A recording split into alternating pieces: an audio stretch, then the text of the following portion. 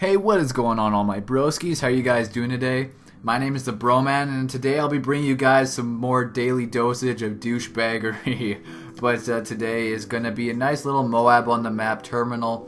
And I'm using the ACR, of course, because you guys know me well enough that I can't do good with anything. I can't do good, period. So this is about as good as I could get for you guys. So hopefully you enjoy this in the background while I rant about random shizgood whatever. I was trying to make up some random word for random shit, but anyways, back on to what I was about to say. I'm going to talk about how I got drunk at work, and this is not okay, guys, by no means of anything. No matter what I say in this video, just remember it's not okay to do that. So basically, at my landscaping company, no one gives a shit about anything, right? So my boss is like, you know what?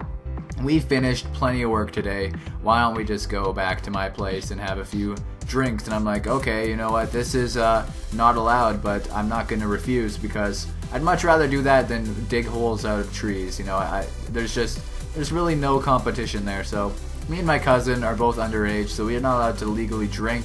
But we're like, you know what? Screw this. We're gonna go drink. And I knew I wasn't gonna get smashed, because obviously you don't want to get smashed going home later on to your parents finding you smashed. That would not be allowed. That would not be okay. So basically I decided I'm not going to drink very much, and good enough. Good for me, because that was definitely the right decision.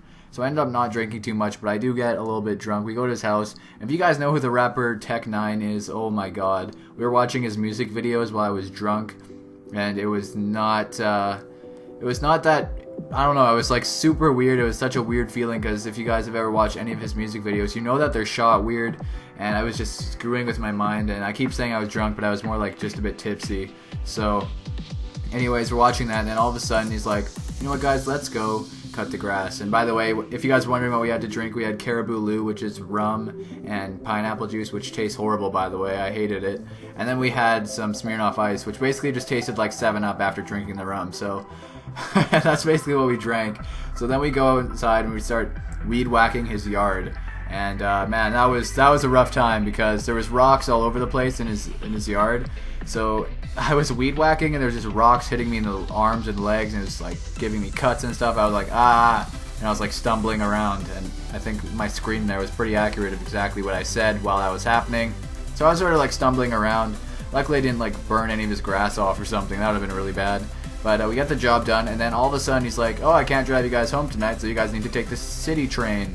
So all of a sudden, me and my cousin are like, fantastic, because his house is exactly the polar opposite end of the city from our house. So he drops us off at the C train right there. We take it. It takes us an hour to get home. Meanwhile, my cousin's on the frickin' he's in the C train, and I don't know what's wrong with him. I mean, he drank a bit more than I did. So anytime you'd see any girl at all, I'd be like, yo, check out that babe. And she'd be like 50 years old, and I'd be like, come on, man, go home, you're drunk. And then it was just an awkward experience sitting on the bus or C train on the way home, laughing at everything he said. Everyone was giving us weird looks, because I just couldn't stop laughing, and he was hitting on 50-year-old women. So it was just quite the experience. And then I got home, and I was already sobered up enough that my parents didn't notice, which is a good thing, because that wouldn't have gone down well. But yeah, that's basically the story of how I got drunk at work. My boss just doesn't give two shits about what goes on. He's just like, yeah, let's just go get drunk at work, because we pretty much don't give a crap about anything. So that's the story, guys. Hopefully you enjoyed it. It wasn't really a story. Nothing interesting even really happened, but it was just one of those you had to be there things, I guess you could say. So there you guys go. Hopefully you enjoyed the MOAB, as it gets called in here, and I'll see you guys in my next video. Have a fantastic day, or else I'll deport you to Scotland.